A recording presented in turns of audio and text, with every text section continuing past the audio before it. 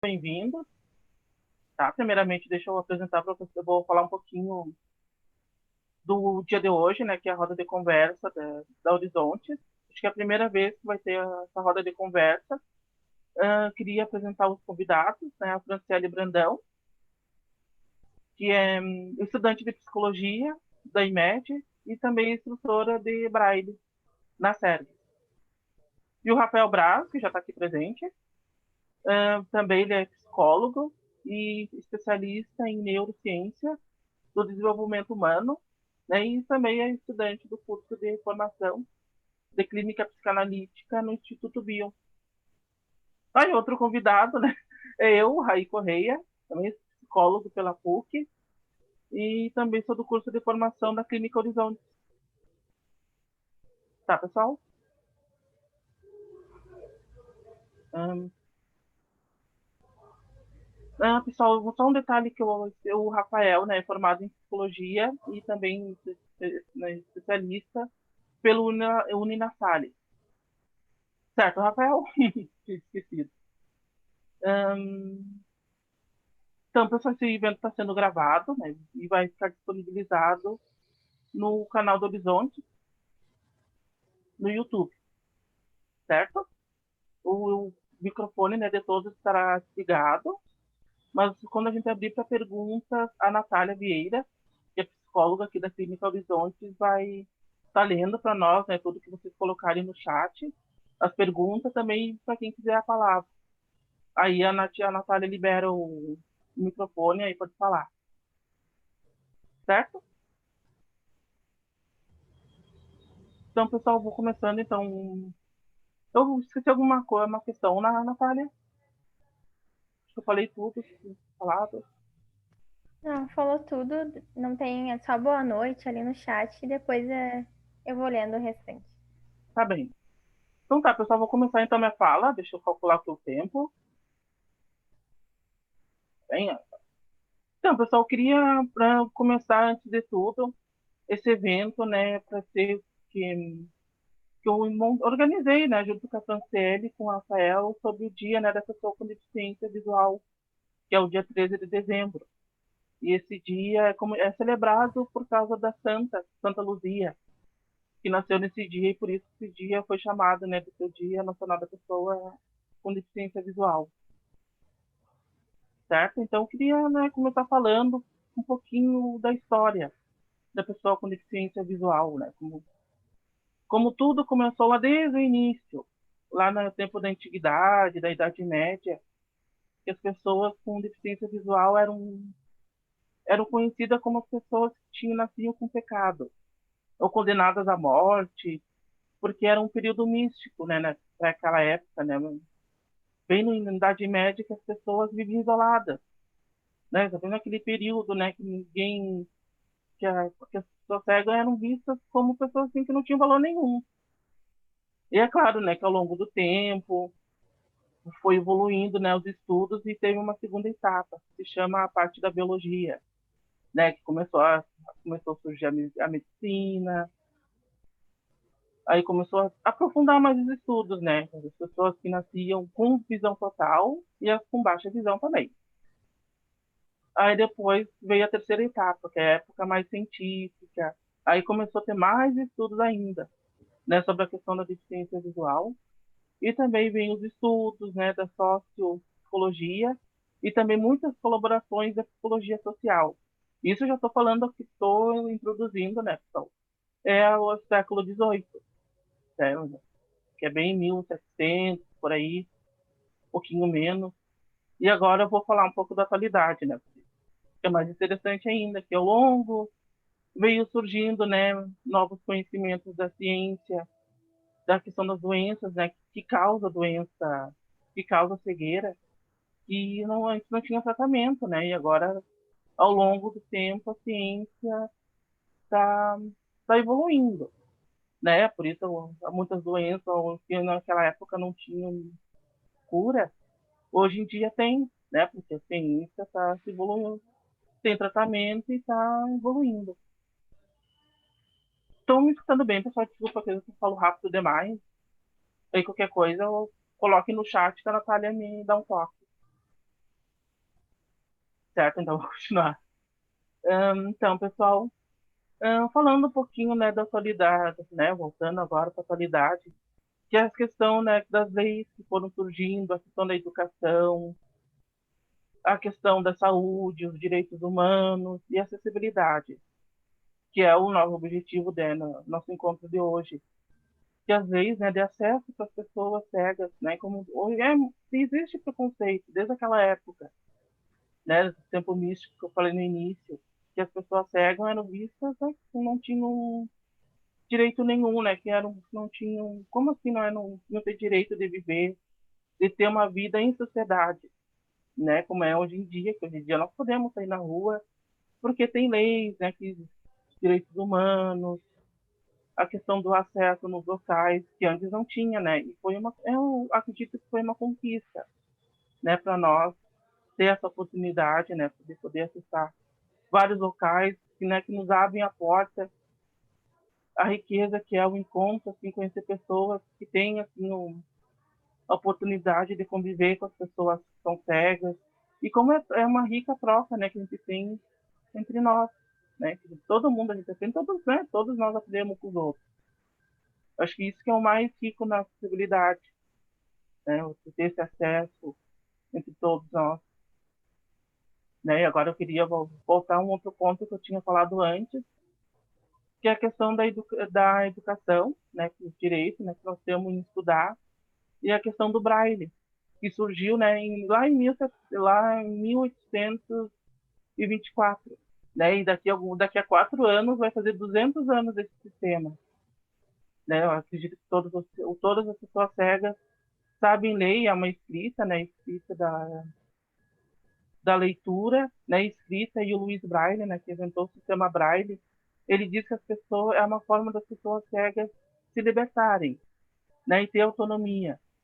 E ele tem assim esse método que ele criou do sistema Braille, algo tão assim sensacional, né, que existe quase já vai fazer 200 anos e tentam mudar, né, uma outra forma não tem como, né, que é sempre é o Braille. Até depois acho que a Franciele vai falar um pouco mais para nós do Braille, que é uma área que ela atua, como eu também atuo, e não tem, né, nenhum outro sistema melhor que o Braille, né, para fazer nossa autonomia na escrita, na leitura. E também ao longo dos anos, né, que foi surgindo a bengala, a orientação à mobilidade, o cão-guia, e também a questão da tecnologia, né, os celulares que tem leitor de tela, computador, né, coisas que não tinha antes, né. E a questão também da audiodescrição. Olha, pessoal, eu cometi um erro gravíssimo, que eu não fiz a minha autodescrição para vocês, que eu vou fazer agora. Tá? Eu sou, né, sou branco, agora estou usando óculos escuros, tenho o cabelo bem curto, e estou usando uma camiseta azul escura, e no fundo tem uma cortina branca. Eu comecei a iniciar o evento aqui e esqueci de passar esse detalhe, que é importante, né? Sempre ter autodescrição nos eventos de acessibilidade. Desculpa, meus colegas. Então, de deficientes visuais, eu não me esqueci desse detalhe. Questões que a gente aprende, né, ao longo do tempo, tá? Deixa eu ver como é que eu tô de tempo.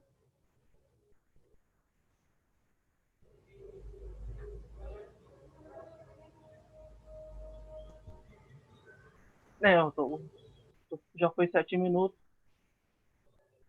Queria ver, pessoal, se alguém me lança uma pergunta. Tem uma questão no chat, Natália?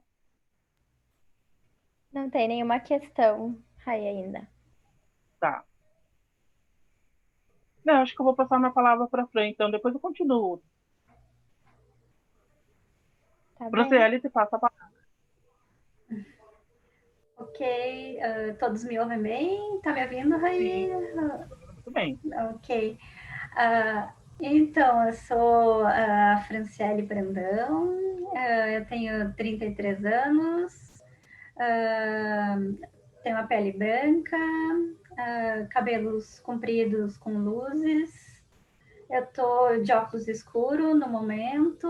Eu visto uma blusa preta com umas rendinhas com uns brilhinhos dourados e um brinco dourado com uma pedrinha verde. Bom, primeiramente agradeço a Raí, né, pela participação, pelo convite aqui, de poder estar participando aqui do evento e compartilhando, né, esses momentos da gente como pessoa com deficiência visual, falar um pouquinho, né, de como é o nosso dia a dia, das nossas experiências, né, com todos. Eu sou estudante de psicologia, né, do curso da IMED, então eu como não o Raí e o Rafa, eles já são psicólogos, eu ainda estou no caminho, né, estou como estudante, mas chegarei lá também, né. Eu queria falar, né, um pouquinho de como eu participo nesse semestre, agora o segundo semestre, participei com o Raí, né, do grupo de estudos que ele coordena aí pela Horizontes, sobre acessibilidade. Então, a gente abordou vários pontos bem necessários, né, sobre acessibilidade e sobre experiências, né, das pessoas com deficiência visual que muita gente acaba passando despercebido, né? Porque só a gente que vive no nosso mundo, como eu digo, é que a gente vai perceber quais são as nossas verdadeiras realidades e necessidades, né? Um ponto que a gente abordou foi assim o nosso próprio preconceito de aceitar a nossa deficiência, né? Eu não nasci com a deficiência visual, né? Então eu adquiri essa deficiência depois dos 18 anos.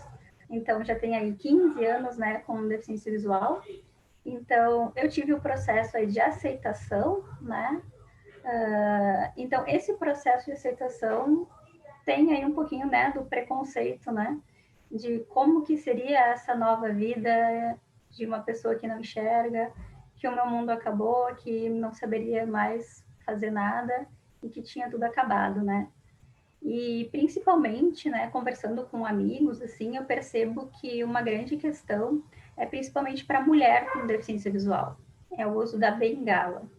A aceitação da bengala para uma menina, né, acredito que, pelo menos para mim e para algumas amigas, foram, assim, um pouquinho mais difícil, né? Porque todo mundo pensa, a maioria das mulheres pensa que uma bengala, né, não é um acessório muito bonito de estar se andando na rua, ou não é um acessório de beleza de uma mulher, né? Então, tem esse processo, primeiramente, de aceitação do uso da bengala, de saber que isso é um instrumento que vai te ajudar a andar na rua, né, a poder enxergar os obstáculos, a sentir eles de outra forma, e não pensar que ele é um acessório, se é bonito ou feio, né? Então, isso é uma coisa que a gente, né, tem que trabalhar bem com as pessoas que perdem a visão. Acredito que as pessoas que nascem com a deficiência visual, isso é um pouquinho até mais fácil de aceitar, né? Mas quem perde já gera um pouquinho de conflitos, né? Então, eu sempre digo que a gente tem que ser protagonista, né, das nossas próprias ações, né? Porque a gente tem que primeiro vencer os nossos próprios medos, os nossos próprios preconceitos, para assim poder mostrar depois para os outros que realmente isso não existe, né? E poder lutar pelos nossos direitos depois. E foi interessante, assim, que tenho alguns relatos, assim, de alguns acontecimentos, de que estava andando um dia num ônibus com um grupo de amigas e o motorista e o cobrador conversando, né? A gente entrou no ônibus e o cobrador, né, comentou com o motorista que tinha entrado, né, meninas cegas no ônibus e ele fez o seguinte comentário, né? Olha, são cegas, mas são bem bonitas. E uma amiga minha ouviu esse comentário e respondeu, né, para ele dizendo sim, porque a gente perdeu a visão e não a beleza, né? E isso me marcou assim bastante dessa resposta dela, né? Porque na verdade o comentário dele, por mais que ele não quisesse ofender, né, foi uma certa forma de preconceito de que alguém com deficiência tem que ter um estereótipo, né? Então, a gente tem que sim se mostrar, tem que mostrar que a gente luta pelos nossos direitos e que as pessoas possam estar nos vendo de outra forma, né?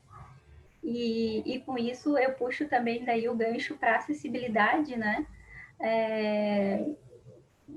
De nossos próprios materiais. Eu, como estudante, né, de psicologia, passei por isso também, né?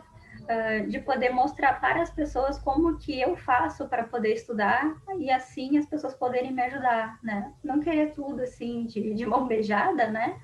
Mas porque as pessoas não conhecem, elas não sabem o que é um ledor de tela, não sabem que o meu computador tem uma voz sintetizada que vai ler o texto para mim, não sabem que o meu telefone tem o mesmo dispositivo de fala, não sabem que eu uso o Braille para anotar as minhas anotações, né, da faculdade, todas as questões ali, né, da aula em si. Então, é preciso que a gente fale, né, para que a gente possa depois querer algo em troca, né. Então, sempre quando eu tenho aula com algum professor novo, eu falo, né, primeiramente do que eu utilizo, explico para eles, né, como que eu faço para utilizar esses instrumentos, porque é novo para eles, eles nem sabem, né, desconhecem. E depois eu digo para eles como que é para mim, como que o material para mim seria mais fácil de poder usar, né? Explicando para eles que um material digitalizado ou uma foto, nosso ledor de tela não lê, não funciona. Então, para nós teria que ser um material com um arquivo de texto, para que isso funcione bem, que não mande fotos de imagens, ou se mandar, coloque uma pequena descrição, né, mais ou menos colocando a abordagem geral do que queria transmitir aquela ideia. Então, os slides, principalmente, né, agora com a pandemia, né, muito slide, né, de mandar num formato acessível também. Então, eu acho que depois que a gente faz isso, a gente constrói aí um vínculo bem legal, né, com os professores e com as pessoas à nossa volta, que a gente acaba tendo um retorno muito bom, assim. Eu, depois que comecei a fazer isso, não tive, sim, até nenhum problema. Sempre quando eu tenho algum problema assim, de material, pode ter sido porque eu não tenha falado, né, das necessidades ou do formato correto, porque as pessoas estão sempre dispostas, né, a ajudar. E também, principalmente os colegas, né, quando eram também no formato presencial das aulas, né, muitos colegas, né, são curiosos também de querer saber como que a gente faz, né, e isso gera conhecimento, né, e uma troca bem legal. E agora nesse método online, para mim foi bem tranquilo, assim, né, tô tendo, já faz aí quase um ano, né, de experiências com aulas virtuais. Então, tive um pequeno probleminha lá com um acesso de não ser acessível à página, mas, né, depois fiz o pedido dessa mudança para acessibilizar a página, fui logo bem atendida, então foi super bem acessibilizado para mim. Então, acredito que a gente tem que ser protagonista e poder se mostrar, poder mostrar para eles que há público, que eles não precisam estar fazendo algo especial ou muito magnífico para as pessoas com deficiência visual, mas sim fazer a necessidade de cada um, né? Fazendo um trabalho assim mais específico mesmo, né?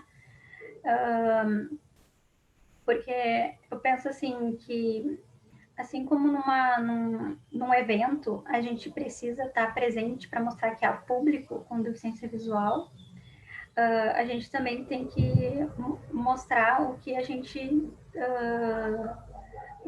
tem, né, para contribuir, né? Eu lembro de um dia, foi num evento numa peça de teatro, que não tinha acessibilidade. E o pessoal ficou muito surpreso em ver a gente, uma turma gigante, assim, de pessoas com deficiência visual entrando, né, para assistir aquela peça. E a peça não tinha nenhum tipo de acessibilidade, mas estávamos lá porque queríamos assistir.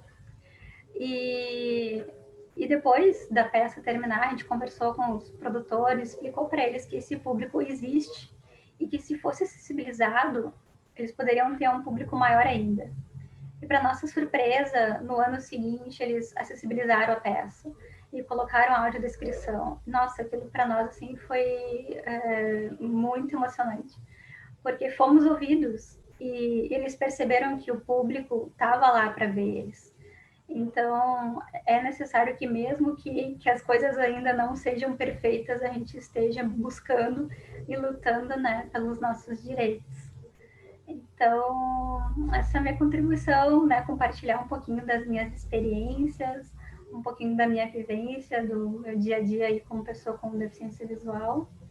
E passo, então, aí a palavra aí para o Rafael Braz.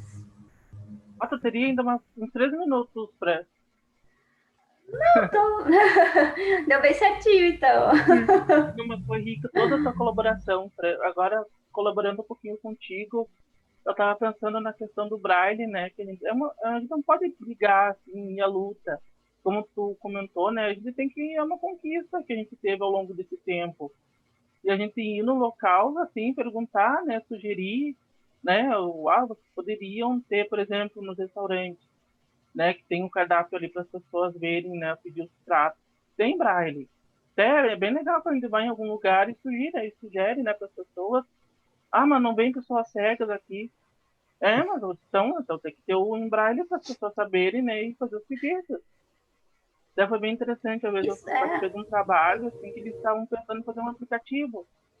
Eles enviassem pelo WhatsApp, né, os pratos do dia, por áudio. Né, que eu baixo ali e escuto.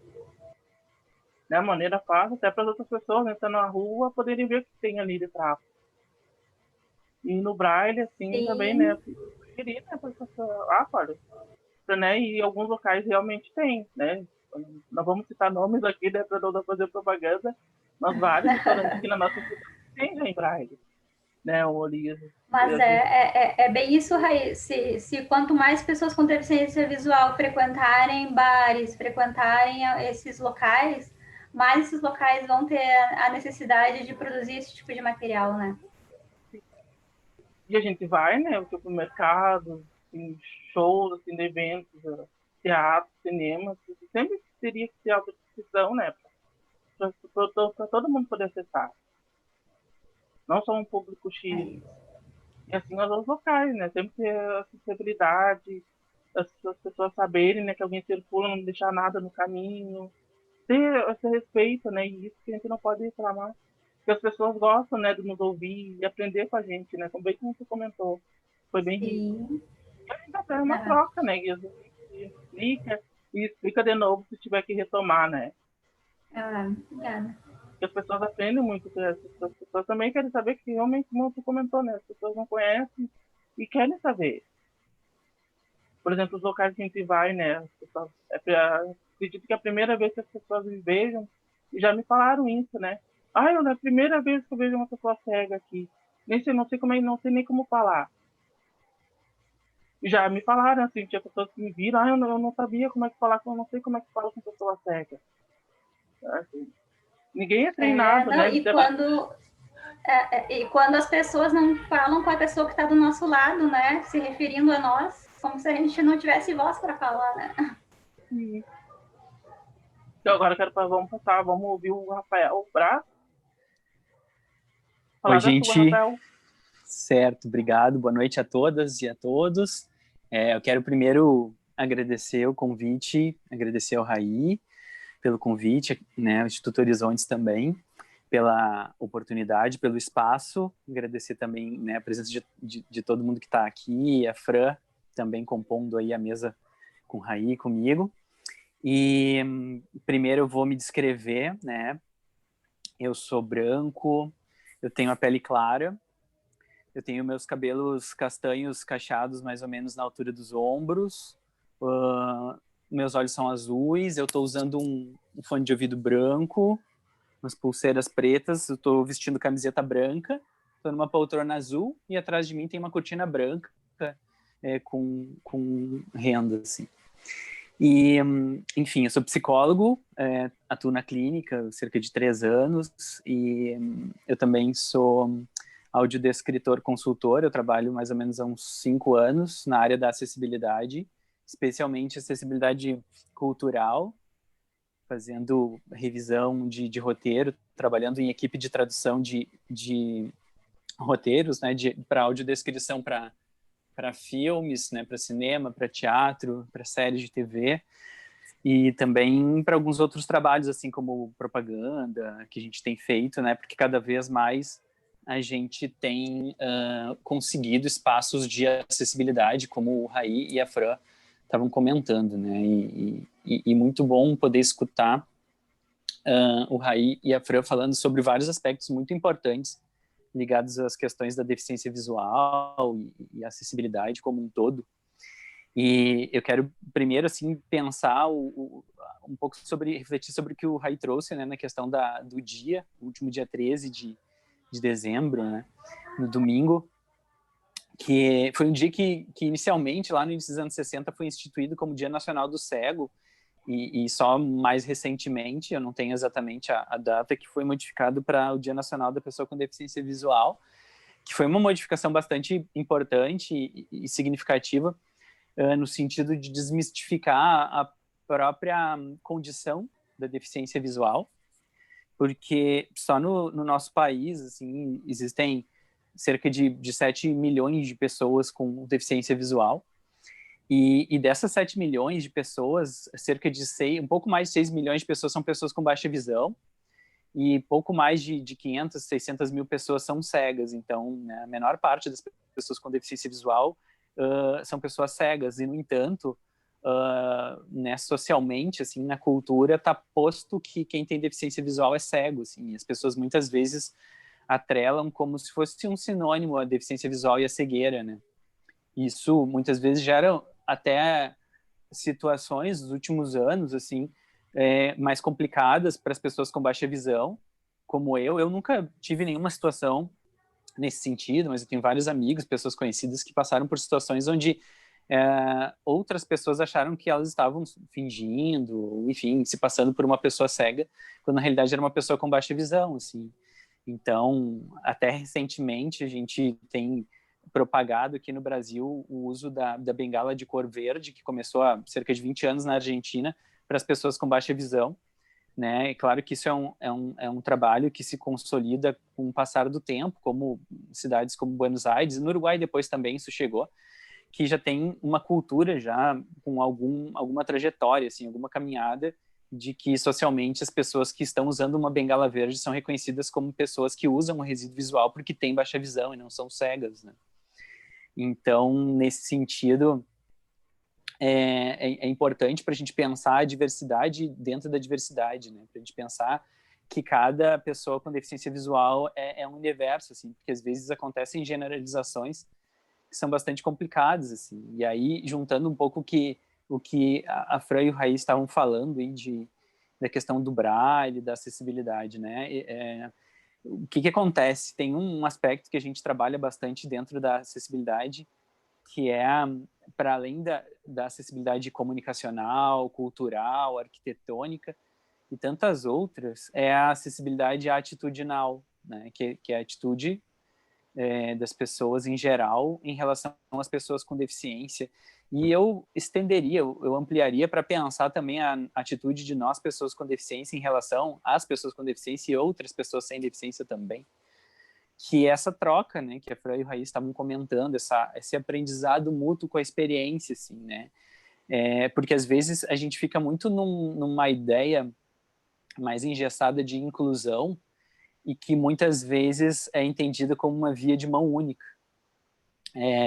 Eu me lembro quando eu estava na graduação, na Universidade de La Salle, e às vezes as pessoas, quando sabiam, assim, fora da universidade, sabiam que eu estava cursando psicologia, e eventualmente alguém me perguntava, assim, né, lá tem um processo de inclusão, lá tem inclusão e tal. E eu dizia, não é essa a questão é que existe a possibilidade de construir a acessibilidade conjuntamente lá dentro.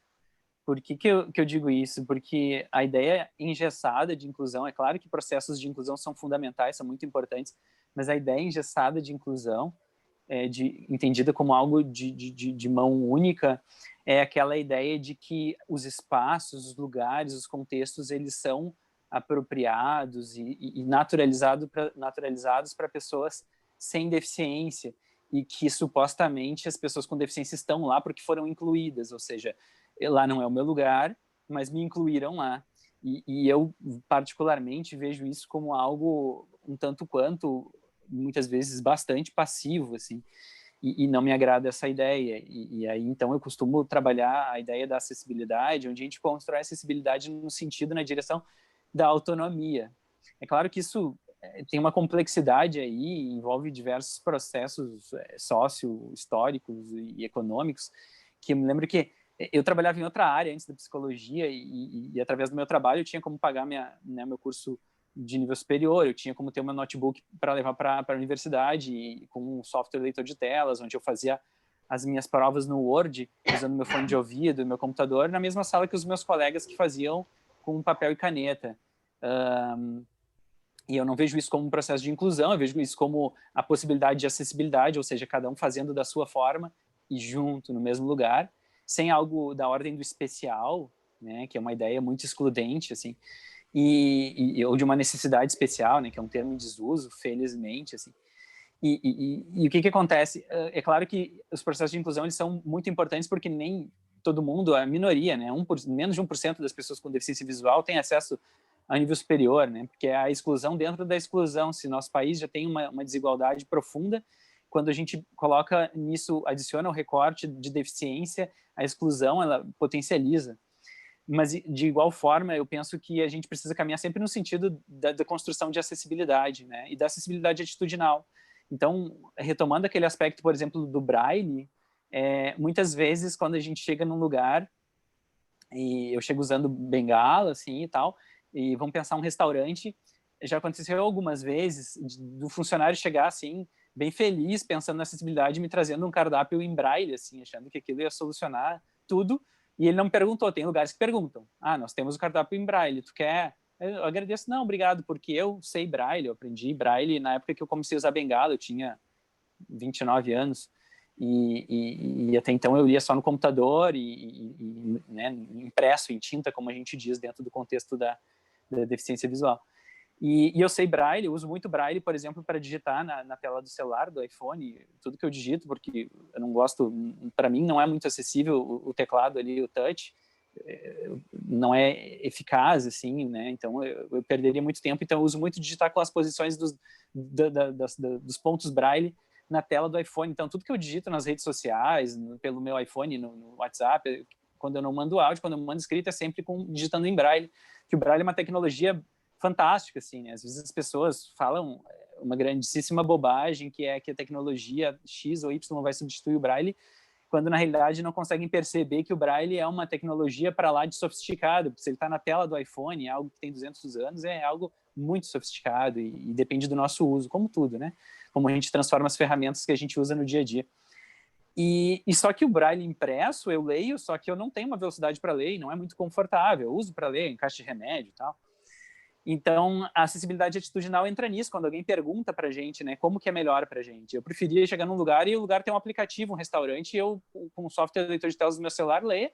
Senão, eu peço para alguém que está comigo, se eu estou acompanhado, ou para o funcionário, se eu estou sozinho, ler para mim ali, porque senão, se eu chego com fome no lugar, imagina quanto tempo até eu ler tudo em Braille, não vai dar certo.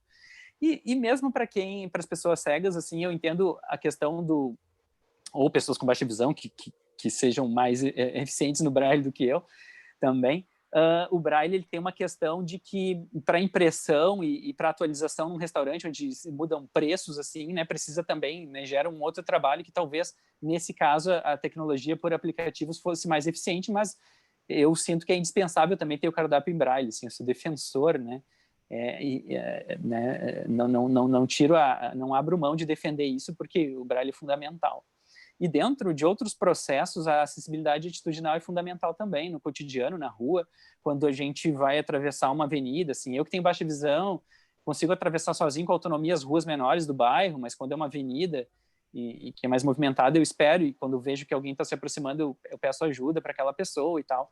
Conheço pessoas com baixa visão que ficam com receio de estar usando a bengala e abordar alguém, e a pessoa vai estranhar como que essa pessoa não enxerga, e aí entra naquilo que eu falei antes da confusão entre pessoas cegas e com baixa visão, né? Eu, particularmente, não me restringo, prefiro ter esse contato e peço ajuda. Se eu estou me deslocando na calçada e tem pessoas, às vezes são pessoas idosas que se deslocam mais devagar, assim, e tal, eu, obviamente, estou enxergando o desvio, vou para o lado, e tem gente que, eu entendo a realidade de cada pessoa, né, porque a gente, né, somos seres subjetivos, e tem pessoas que vão ficar com receio, assim, tipo, vou fazer isso, vão duvidar de mim. É uma escolha muito particular de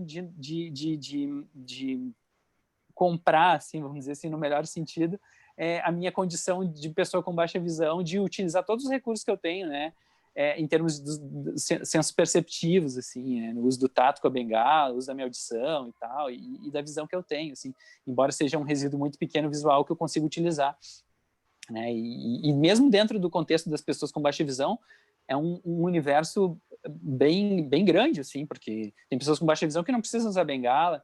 Eu mesmo, durante 15 anos, desde os meus 13 anos, onde eu comecei a ter deficiência visual, até perto dos meus 28, 29 anos, eu não precisava usar bengala e já tinha baixa visão. E eu passei a ter muito mais autonomia quando fui usar bengala, porque abrem-se portas e também tem processos da gente poder, como a Fran falou, a questão da aceitação. E eu comecei a perceber, assim, no início era aquela questão, assim, né, próximo de pessoas que me conheciam, eu não gostava de usar bengala, porque era frequente aquela pergunta, se as pessoas olhavam assim, nossa, o que aconteceu? Tu não tá vendo mais nada, tu, né, piorou tua visão e tal. Mas isso fala da pessoa, não fala de mim, né, mas isso, quilômetros até a gente alcançar essa experiência que é muito mais emocional do que algo no sentido de uma informação, né, eu sei disso, tá resolvido, porque não é assim, né. A gente que trabalha com psicanálise, sobretudo, sabe muito bem disso, né, do valor que se tem do aprender com a experiência, e, enfim, do aprendizado emocional. E eu comecei a perceber que nos outros ambientes onde eu conhecia pessoas novas, onde eu cheguei na universidade usando bengala, era outra coisa, era literalmente, né, abrindo portas e caminhos, assim, em todos os sentidos, e as pessoas que ofereciam ajuda e aproximavam, e eu vi que aquilo era muito interessante, poder investigar essa experiência da condição da deficiência visual, né? E aí depois disso né, começaram a acontecer eventos em Porto Alegre com audiodescrição, exposições, eu comecei a ir para esse meio como público, comecei a participar de pesquisas de recepção da qualidade de audiodescrição, comecei a estudar audiodescrição e me profissionalizar, e enfim, né, hoje tenho como uma profissão, e que juntamente com a clínica são as duas profissões com as quais eu me sustento, me remuneram e tal, a área da acessibilidade cultural, né? E poder explorar isso, sair desse lado só como público, de uma pessoa com deficiência visual, de atividades culturais, com audiodescrição, e poder ser, né, produtor, né, dos recursos de acessibilidade dentro de equipes, assim, de audiodescrição em diversas cidades do Brasil, porque, enfim, mesmo antes da pandemia a gente já trabalhava de forma remota, né? E dentro da clínica, também, assim, é algo que está presente em mim, mas não é algo que entra no trabalho, porque o lugar da clínica psicanalítica é o lugar do encontro, o lugar do vínculo, o lugar do outro, e a gente não está na concretude. Então, poucas vezes aparece a questão da deficiência visual ali, né, de uma maneira manifesta né, com o paciente, embora algumas vezes já aconteceu, eventualmente acontece, assim, mas é algo que eu vejo que transita muito mais de acordo com como a gente se relaciona com a deficiência que a gente tem, né, porque isso é um processo, assim.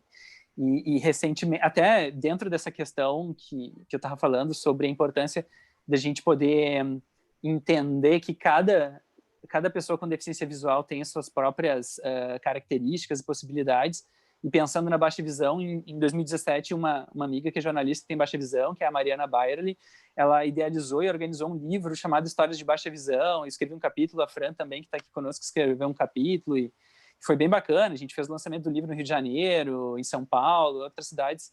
Eu não cheguei a lançar em outras cidades em Curitiba, mas pude ter essa troca com outras pessoas com e sem deficiência, São Paulo, Rio, e aqui na Feira do Livro de Porto Alegre, que a Fran estava conosco ali também, né, Fran, na Feira do Livro, e foi uma experiência muito interessante da gente poder levar a visibilidade da diversidade que tem dentro da experiência da deficiência visual. E agora, recentemente, com uma experiência clínica também, assim, no início do ano, eu submeti um trabalho falando sobre a minha experiência enquanto uma pessoa com baixa visão, enquanto um psicólogo com baixa visão na clínica psicanalítica para o Congresso Latino-Americano de Psicanálise da Federação de Psicanálise da América Latina, FEPAL, e foi aceito, sim. Então, eu estava para apresentar esse trabalho, inclusive, em setembro, no Congresso em Montevidéu, e aí, com a pandemia, ele virou um congresso online e tal.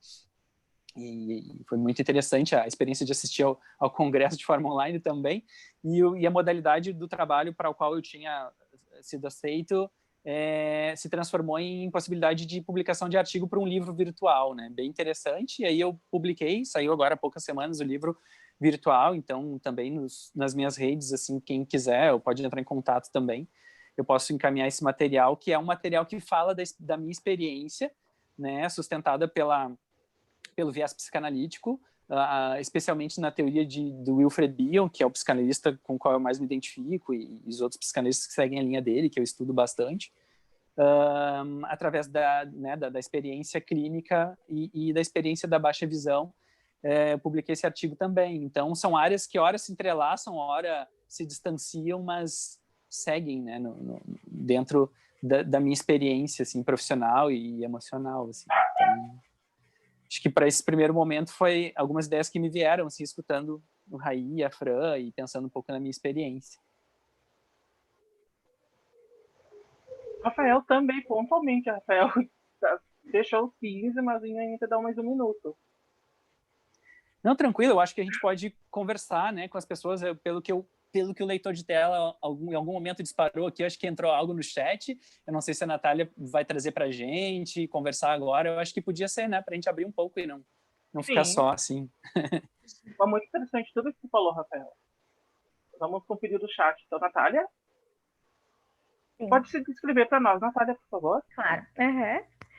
Bom, eu sou a Natália Vieira, eu sou psicóloga, eu atendo surdos em língua de sinais, né? Eu sou uma pessoa com pele branca, eu tenho cabelo castanho à altura do meu ombro, eu tô com uma camiseta em tons de amarelo e cinza, e atrás de mim eu tenho uma cadeira de balanço, uma janela e a minha estante de livros. Tá bem? Deixa eu ver aqui no chat o que a gente tem.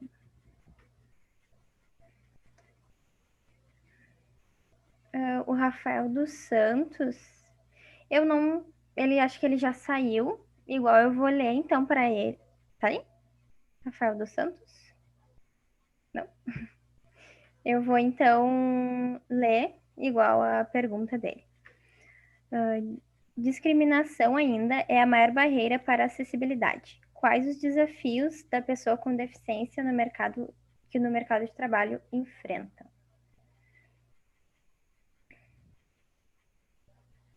Deixa eu ver.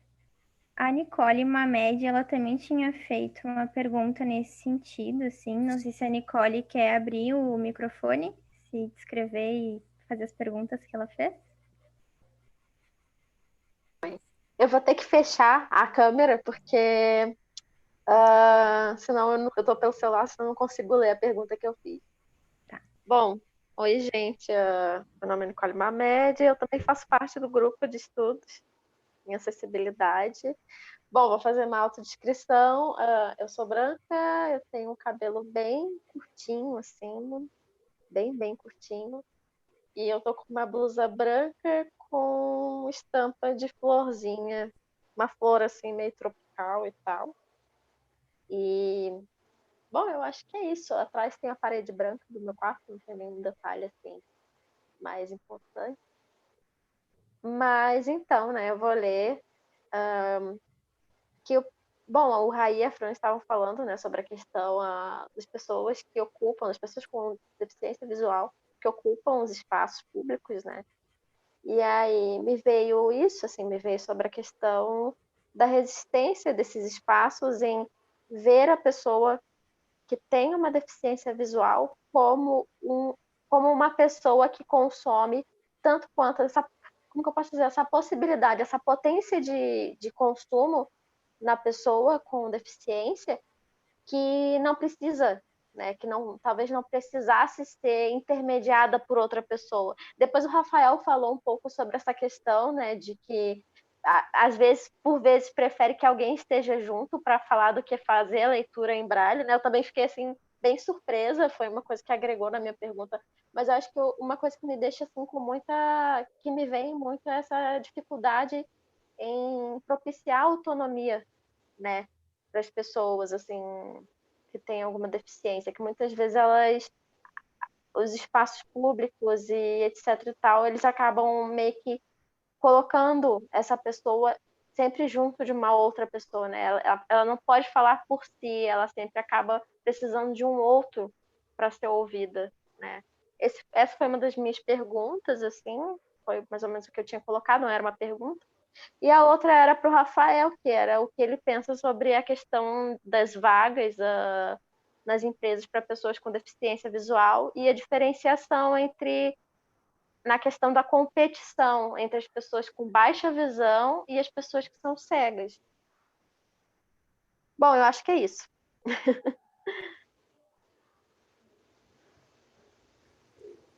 Posso comentar já? Não sei como é que vocês preferem fazer. Tem mais alguma questão, né, Natália? No chat era isso. Depois o Ricardo Nascimento, ele tem uma pergunta, mas eu acho que respondam essas e daí ele abre o microfone depois, pode ser? Pode. Então é contigo, Rafael. Beleza. Então, essa questão, é interessante isso, né? Quando eu trouxe que muitas vezes eu prefiro num lugar que outra pessoa lê para mim do que ter o cardápio em braille, isso para mim é o que está no centro da acessibilidade da autonomia, que é o poder de decisão e o poder de escolha, né? Porque existe um risco muito grande quando a gente trabalha no contexto da deficiência, um risco de um engessamento, da gente pensar que a acessibilidade X é uma acessibilidade que vai dar conta da diversidade de pessoas com deficiência visual, por exemplo.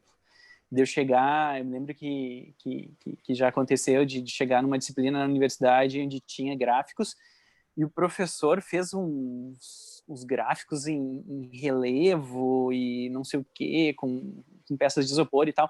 E era uma disciplina que, enfim, que não era a disciplina que eu mais tinha interesse e que aquilo era necessário para um aprofundamento. Com o que eu tinha teoricamente, por exemplo, nos livros em Word, eu conseguia dar conta do que eu precisava naquela disciplina. E o professor não chegou para mim e disse, olha, como é que é para ti? Tu quer? Eu posso fazer esses gráficos aqui em maquete tátil e pode te ajudar. Eu teria dito para ele, não, professor, tá tranquilo, se eu precisar eu falo e tal. Por quê? Porque daí a acessibilidade é para mim, né? Eu posso ser sujeito desse recurso de acessibilidade. Agora, quando ele fez aquele movimento, e aqui eu não estou entrando numa perspectiva moral, porque isso para mim, pelo menos, não serve no sentido de bom ou ruim, e sim numa perspectiva de poder entender, assim, né, o movimento que aconteceu ali, no caso, mesmo que ele não tenha se dado conta, o movimento dele foi, eu estava sendo o objeto da acessibilidade, e não o sujeito da acessibilidade. Porque ele não me perguntou, e ele teve um trabalhão e tal, e eu acho que isso é bastante complicado, assim como a questão do Braille, assim, se para mim o Braille não tem uma eficiência em razão das minhas características pessoais para fazer uma leitura de um cardápio, quando eu chego no lugar, ou estou com amigos e tal,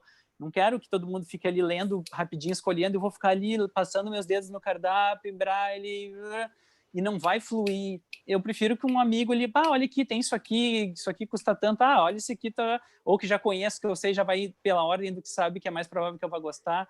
Ou seja, isso flui nessa construção de uma acessibilidade que tá ali na interação. Ou se eu estou sozinho, eu posso pedir para aquela pessoa.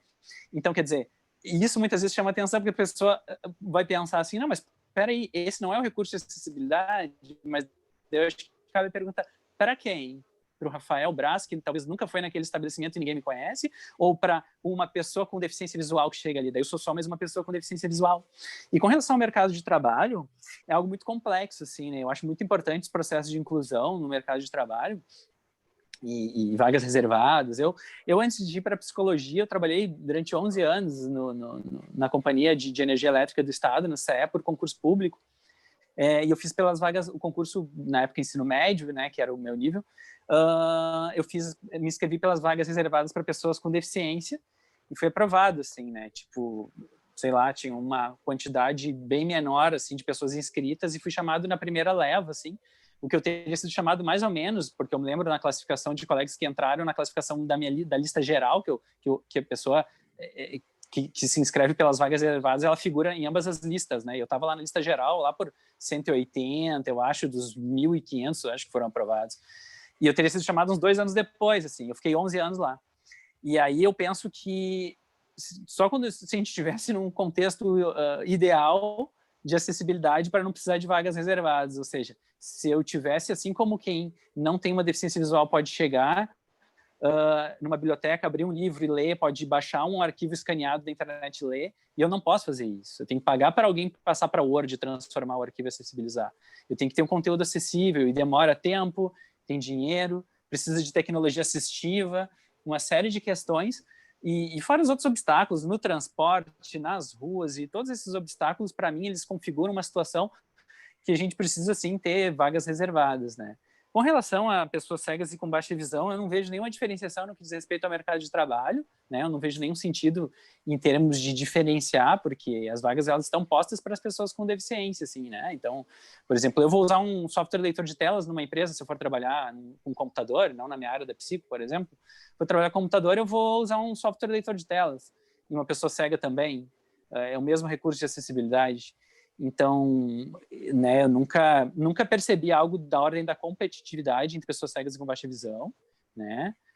O que aconteceu há um tempo atrás foi uma discussão, e que às vezes acontece, muito grande, que são pessoas com visão monocular, né? Pessoas que têm a visão plena com o olho e não enxergam com outro olho, têm baixa visão com outro olho, que não são pessoas com deficiência visual, mas que, por vias legais, têm conseguido, em diferentes municípios do Brasil, entrar em vagas reservadas. Mas são pessoas que podem até dirigir carro e tal, e isso é uma outra questão.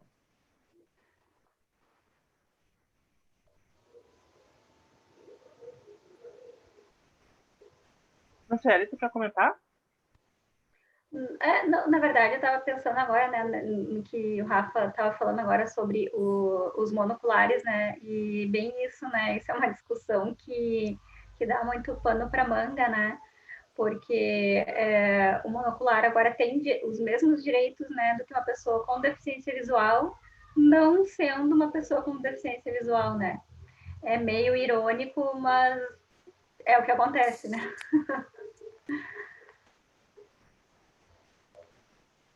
Uhum.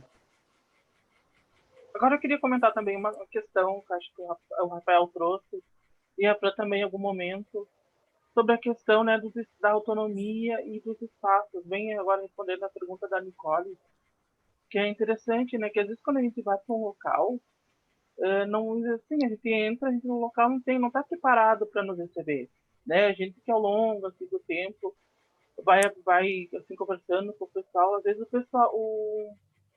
o local assim está preparado, mas não sabe, né? Com o tempo a gente vai conversando, vai trocando e vai assim surgindo aquele vínculo com o local. Agora, por exemplo, eu estou no Horizonte agora há 2 anos, né? Com o tempo fui a primeira pessoa com deficiência visual assim a estar direto frequentando o local, né? Que ao longo do tempo e conversando, né? Com o pessoal, como é que é o Braille, já no núcleo também. Eu já fiz um grupo de estudo que eu ensinei, né? O pessoal, até a Natália estava junto, ensinei para o pessoal o Braille, né? Que é um processo é sensacional e ele é muito fácil de aprender. É só eu preciso praticar ao longo do tempo. E também que os espaços não estão preparados, mas eles às vezes estão com medo de ter pessoas com deficiência frequentando, porque às vezes até mesmo quando ele está circulando, precisando conversar com nós, e a gente fala, né, que a gente estuda, trabalha, as pessoas dizem, acha que tudo para nós é diferente. Não é, a gente está inserido ali junto com o público, com o pessoal normal, com o pessoal que a gente chama de normal, né? A gente está ali inserido, estudando, a gente estuda da mesma forma. Só os locais fazem faz adaptação para nós. Por exemplo, como nós três já estudou, né, a gente teve a oportunidade de estar numa faculdade. A faculdade teve que se adaptar, né, para nós, também nos garantir que a gente tem que fazer nossos estudos. Né? E assim, é os locais de trabalho também, que tem que abrir a possibilidade e dar as garantias, né, que nós vamos entrar e permanecer. Que tem o caso daquelas coisas, tem exemplo, né, de pessoas próximas, acredito que a Franciele e o Rafael tem também, das pessoas que vão no local e não ficam, né, porque não foram bem recebidos. Assim, a nós também, né, porque a gente vai no local, a gente quer que, todo mundo quer que seja bem recebido, né. Se a gente não é, a gente sai. Até acho que é uma... Respondendo a questão da Nicole, não sei se eu respondi bem, mas era isso. Quer comentar mais alguma coisa, Franciele, Rafael? Não, acho que é isso, assim, eu acho que a questão que a Nicole traz foi bem interessante, né, para a gente refletir isso, do lugar, do nosso lugar dentro do processo da construção da acessibilidade, né. Uhum. Só mais uma questão, tá? E também que, além de tudo, né, acho que a Franciele e o Rafael concordam comigo em ter uma pessoa que a gente apenas não tem a visão, mas a gente tem os outros sentidos permanecentes. Né? A gente usa os outros sentidos ao nosso favor, né? Não enxerga, mas a gente escuta, a gente sabe como é que o ambiente está ali nos recebendo, né? E assim é o contato com as outras pessoas, né? Que as pessoas às vezes vejam, né? A nossa condição, elas querem, né? Que a gente tenha autonomia. Assim, acho que foi quando eu estava no Horizonte, né? No início eu não sabia bem onde é que ficava, que a casa era grande, né? Um local de espaço grande, e o pessoal me ensina aqui a recepção, aqui é tal lugar a toalete. Ao longo do tempo a gente vai aprendendo a se adaptar ao espaço. Às vezes as pessoas acham que o espaço tem que se adaptar a nós, mas eu acho que a inclusão, em alguns casos, é bem inverso. A gente constrói como pessoa assim, ao longo do tempo, né? E assim a gente vai se adquirindo, se adaptando, se acessibilizando para algo ser mais sensível. Natália, tem mais... Desculpa, pessoal, que eu falo demais. Capaz, Raí, é importante te escutar. O Ricardo Nascimento queria fazer uma pergunta, se quiser abrir o microfone. Boa noite, pessoal. Eu sou o Ricardo Nascimento, eu falo de Recife, Pernambuco. Que bom estar aqui com vocês, me deixa muito feliz. Eu caí aqui meio de paraquedas, vi a temática e disse, eu vou entrar ali porque me chama muita atenção. Me chama atenção e eu vou explicar o porquê chama. E aí, antes da minha pergunta, eu queria primeiro contextualizar quem sou. Eu sou formado na UFPB em Letras Libras. Atualmente eu também sou intérprete de Libras, também tenho formação em Tiflologia, né, em audiodescrição, professor braillista, transcritor, entre outros. Também, atualmente, sou estudante do curso de Psicologia, estou no 7º período, e tenho realizado algumas discussões dentre as temáticas que já foram, dentre as falas que já foram ditas aqui, juntamente com colegas que são psicólogos e são pessoas com deficiência visual. Conheço 2 colegas dos quais acompanhei a formação deles, porque na época eles estavam estudando o curso de psicologia, e eu era o atendente educacional especializado deles, né? Fazia o acompanhamento justamente com eles. Vou fazer uma pequena descrição somente para poder... Eu não falei como que eu era, né? Eu sou branco, eu sou branco, cabelo preto, liso, curto. Às vezes sou muito marcado por um bigode que eu tenho extenso, estilo mustache, olhos castanhos escuros, e estou vestindo um casaco, apesar de estar no Recife. Eu estou com um casaco verde escuro, e atrás de mim há 2 estantes de livros, uma encostada na parede de fundo branco, e a outra uma estante suspensa de livro, também encostada na mesma parede. Então, e aí eu contextualizei essa fala porque eu fiquei muito feliz em saber, eu entendo que existe, né, e que existem essas discussões pelo mundo afora, mas eu nunca tenho encontrado. E eu fiquei muito feliz em encontrar vocês e saber que existe essa luta também em tantos outros lugares. de se fazer conhecer a pessoa com deficiência, primeiro pessoa, né? Como foi dito na sala dos colegas, que a sociedade vê muito a deficiência, primeiro ver a deficiência, é um estigma que fica muito presente, o Sassá que traz que existe a deficiência de palco e a deficiência que está atrás de palco. A pessoa com deficiência visual, a sociedade logo percebe, é como se ela estivesse ali no palco, fica muito clara a percepção. E com isso as pessoas trazem um estigma ou uma projeção sobre ela de que essa pessoa é deficiente por inteiro, né? Não vê as qualidades que essa pessoa tem, que antes ela é pessoa, cidadã de qualidades, de anseios, de expectativas, de sonhos, esquecem que é uma pessoa e vê primeiro e como um todo vem a deficiência. A minha pergunta, ela fica nesse campo um pouco do que o Rafael Braz comentou, do que o Rai comentou e do que a Franciele comentou.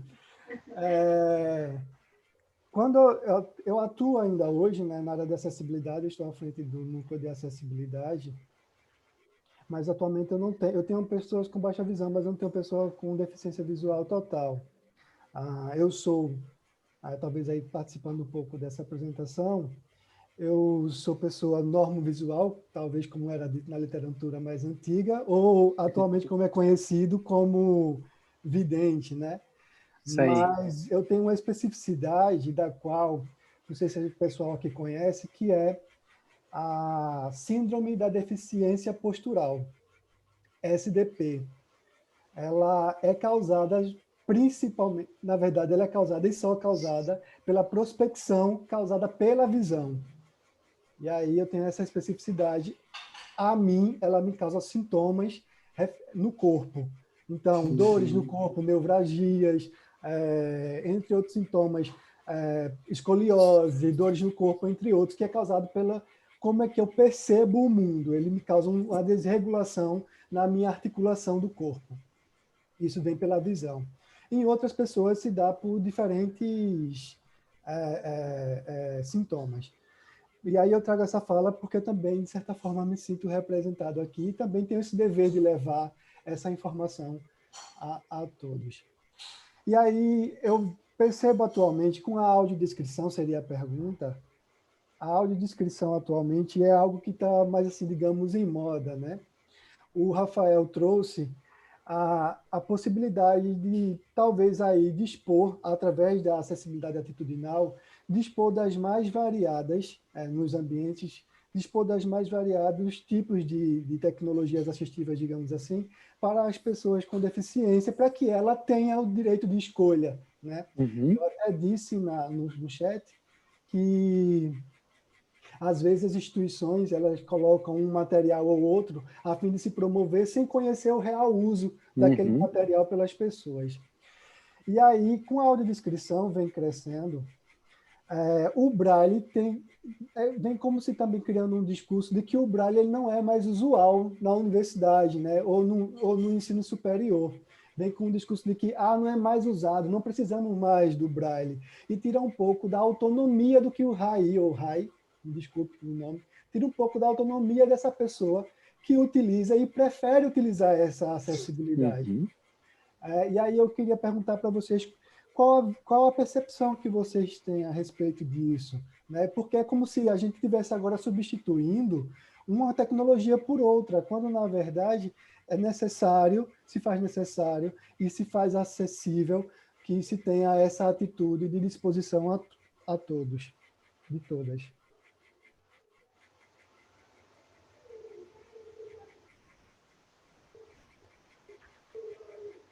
Franciele, Rafa, quem é que quer começar? Posso começar? Vai lá, Fran, claro. Então, Ricardo, respondendo a sua pergunta, eu acho que puxa bem do que o Rafa trouxe, de que cada pessoa vai ter uma forma de saber como acessibilizar o seu próprio material, né? Por exemplo, para mim, né? Eu, quando tenho aulas presenciais lá na universidade, eu levo meu materialzinho para escrever em braille e faço minhas anotações lá. acredito que talvez o Rafa, ou não sei se até o Raí, utilizem mais os meios virtuais, né? O notebook ou até o celular para digitar, né? Então, vai muito de cada um utilizar o material que para si fica melhor, né? Eu acredito que cada lugar tem que respeitar isso e não trazer como um padrão, né? Que todas as pessoas com deficiência visual vão ter que utilizar o ledor de tela ou o braille só em um formato único, mas sim poder utilizar disso em diferentes momentos que é bem achar necessário, né? Eu acho que seria mais ou menos isso, pelo menos para mim, né?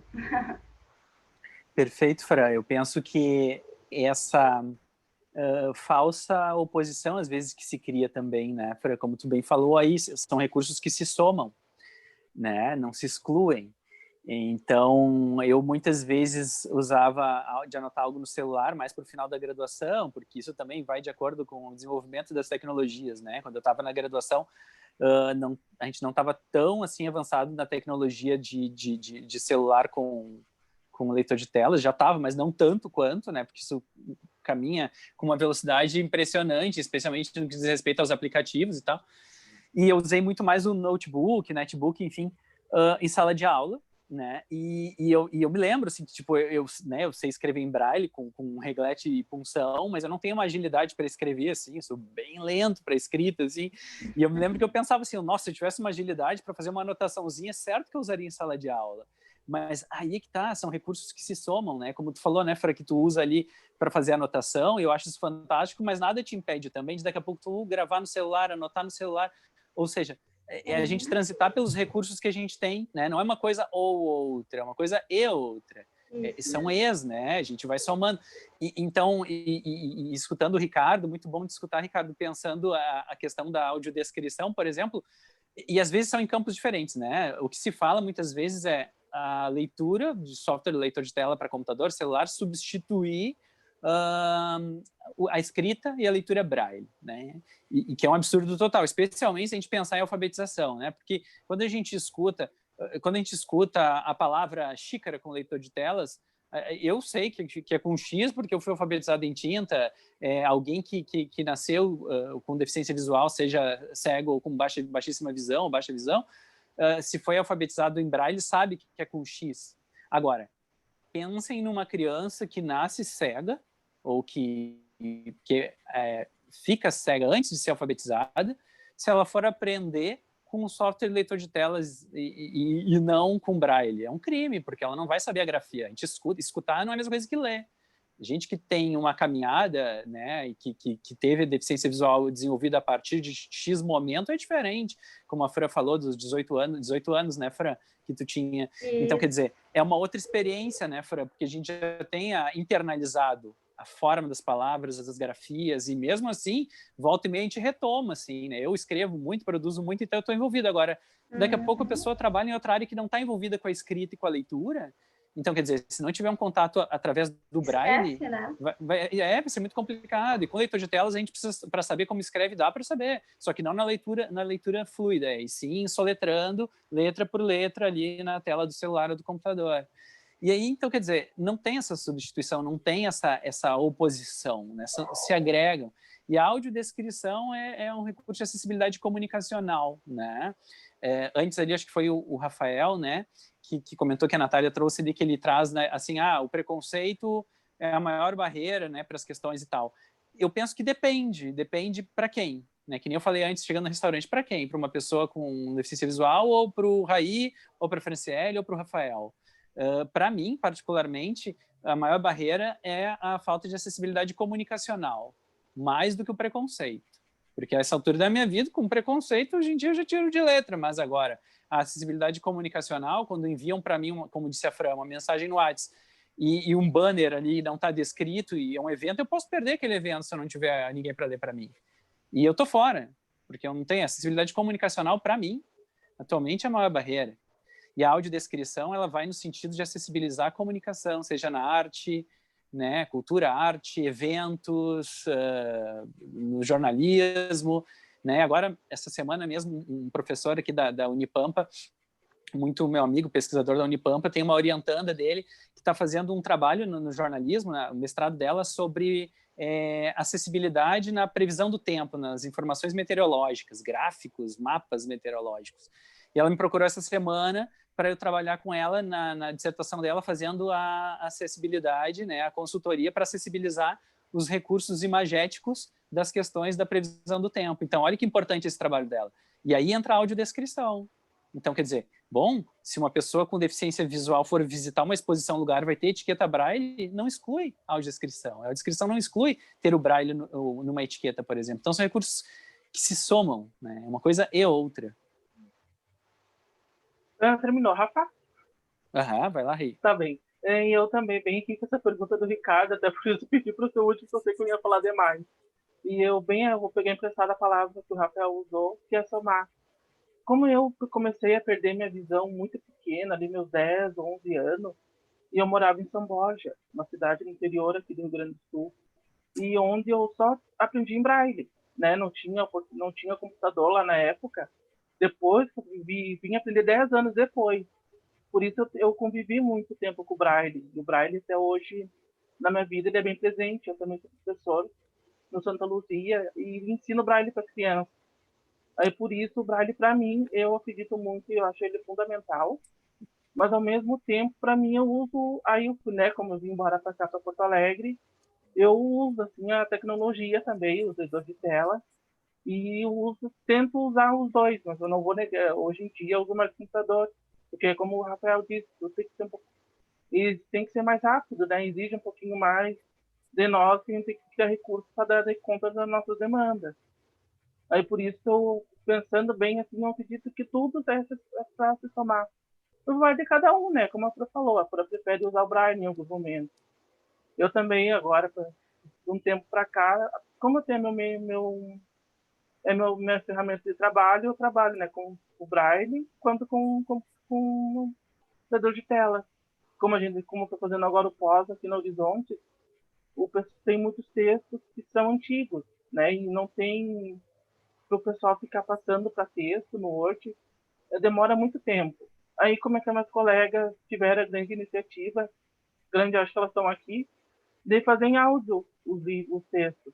Aí, toda semana, elas estão me mandando, assim, cada colega se dividiram, umas 3 colegas estão fazendo audiolivro, como é que se chama? A narração dos textos.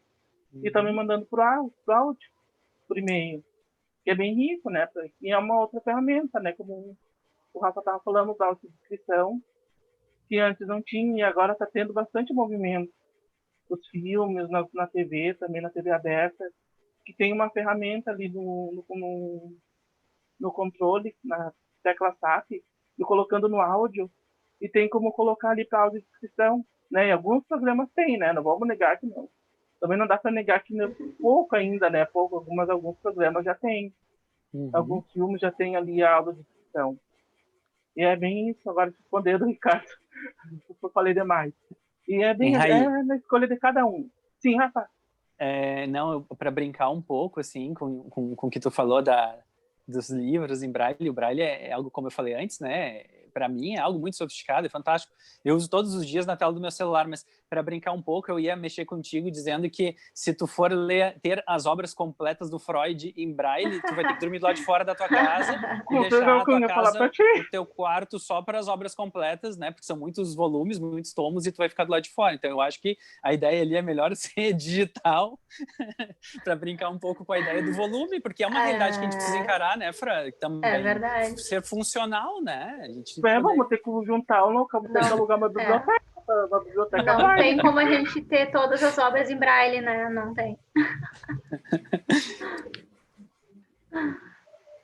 E também, assim, a questão da adaptação, né? Que vai na escolha, cada um tem seu gosto. Por exemplo, tem jogos que o pessoal faz adaptação para não jogar no computador, né? Tem alguns programas, né, do Benjamin Constant, que é um local que sempre está produzindo em braille, mas ao mesmo tempo produz tecnologias, né? Tem um programa do Xbox que tem jogos, tem interação assim, comando computador, tem grupos de pesquisa também que estão pensando nisso, como fazer a adaptação desses jogos. Eu sei porque eu já participei de alguns grupos O pessoal fazia adaptação de jogos para ter essa conversa junto da tecnologia para ajudar a facilitar para outros públicos. Por exemplo, tem uma pessoa, agora uma professora, a Mariana Assis, que ela faz adaptação de jogos para as crianças que são cegas poderem brincar, né? Multijogos, até ela tem uma empresa que faz adaptação desses jogos para dar essa oportunidade, né? Para nós poder jogar também. Jogo da velha.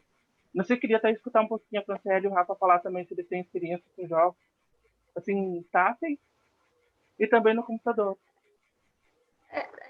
Tu sabe que isso é uma coisa que eu sinto ainda muita falta, né? Porque eu quando criança, brincava muito de jogos, né? Eu gostava muito desses jogos de tabuleiro, jogos de todos os tipos, né? E uma criança hoje com deficiência visual não existe muitos recursos, né, para esse tipo de brincadeira.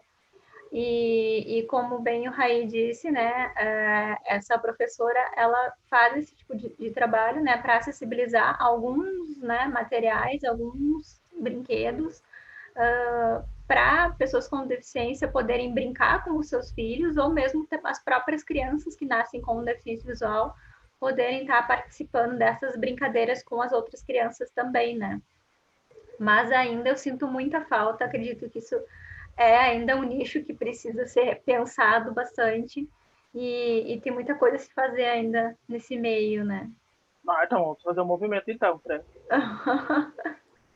Essa questão dos jogos, os jogos, os que são digitais, assim, eu me lembro que ali ainda no final dos anos 90, início dos anos 2000, eu jogava bastante, porque eu já tinha baixa visão, mas eu jogava, né, computador, o primeiro PlayStation, lá no tempo do 1, assim, ainda eu tinha visão suficiente para jogar. Mas eu jogava muito mais naquela questão, assim, né, do grupo de adolescentes que jogava, mas não era uma coisa que eu super curti. Eu gostava de alguns jogos mais, assim, mas é uma coisa que não faz falta, assim, né? Mas eu acho muito interessante os desenvolvimentos que se tem, né? Eu já participei de pesquisa ali de uma aluna da PUC que estava fazendo uma época e tal. Agora, os de tabuleiro, assim, né, como você estava comentando, eu acho bem interessante, eu gosto de alguns, assim, e esses que são acessíveis, assim, eu me lembro que eu jogava bastante tempo, eu vinha jogando com o meu filho ele tá com 9 anos, e a gente jogava muito de jogar damas, assim, e eu tinha um tabuleiro de xadrez em que eu adaptava, porque eu tinha um tabuleiro de xadrez para pessoa com deficiência visual, não lembro, uma vez eu ganhei e tal, mas eu não sei jogar xadrez, eu nunca tive interesse, assim, não me chama atenção, não quis aprender, mas como tinha as peças acessíveis, ou seja, de uma cor elas são lisas e outras são ásperas, né, para diferenciar e tal, eu adaptava aquilo ali pra gente jogar damas e tal. E aí, quando eu tava no início desse ano, em fevereiro, eu tava de férias e eu fui na associação de pessoas com deficiência visual, lá em Buenos Aires, porque eu tava de férias lá na Argentina, e eu pensei assim, eu quero comprar uma bengala verde no lugar onde inventaram a bengala verde aqui, que eu já tinha as minhas daqui, né? Na realidade, aqui no início eu tive dificuldade para encontrar aqui no Brasil, e eu até eu tinha umas brancas do tempo que não tinha bengala verde aqui, tinha mandado pintar e tal. E aí eu comprei uma lá e fui na associação, e a atendente lá era uma pessoa até sem deficiência visual, mas, né, que estava há tempo na associação lá em Buenos Aires, e ela me explicou muita coisa, me passou material em braille, e aí eu comprei um jogo de damas muito legal, que ele é acessível também com as peças, não precisei mais fazer a adaptação do xadrez, e uso agora, jogo com ele no jogo de tabuleiro mesmo.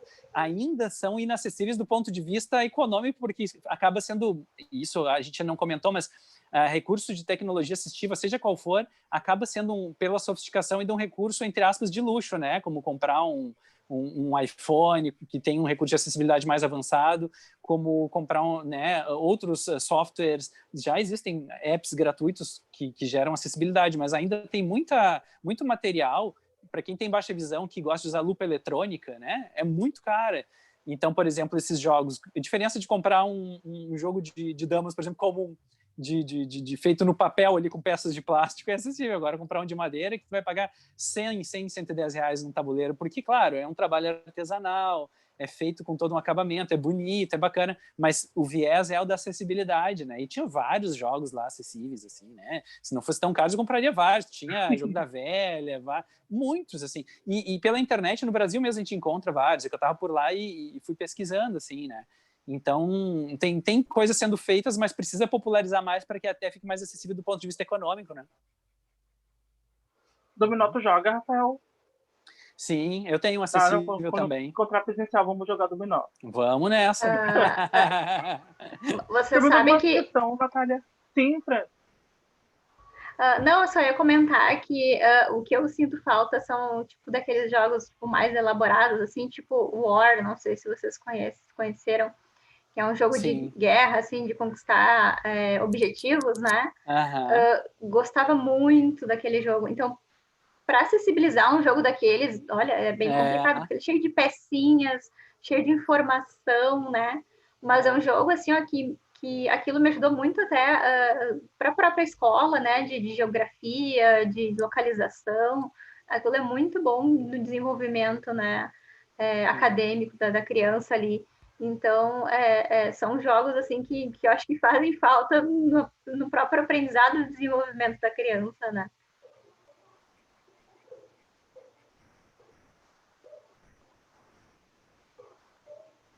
Temos alguma questão no chat, Natália? Sim, o Ricardo Nascimento, eu gostaria de fazer mais uma pergunta, e o Sérgio, depois gostaria de fazer uma pergunta também. E a Júlia, eu vou ler antes, na verdade. A Júlia Protas, ela deixou uma mensagem. Ela colocou: boa noite, pessoal. Quero parabenizar esse evento. Foi muito rico ouvir as experiências e vivências de todos. Servem para aprender e pensar sobre essa acessibilidade que deve ser construída nas trocas e nos atravessamentos das nossas humanidades. Um abraço especial para a Fran, nossa querida aluna. Vou precisar me retirar. Grata e boa noite para todos. Que bacana. Daí, se a Manuela agora colocou: pessoal, em nome do Horizontes, agradecemos imensamente ao Raí, Franciele e Rafael. Queremos mais momentos assim. Infelizmente, terei que sair. Um grande abraço. E agora, se o Ricardo quiser falar. Sim. E a gente que é de psicologia gosta de falar, né? Se deixar, fica o dia inteiro, né?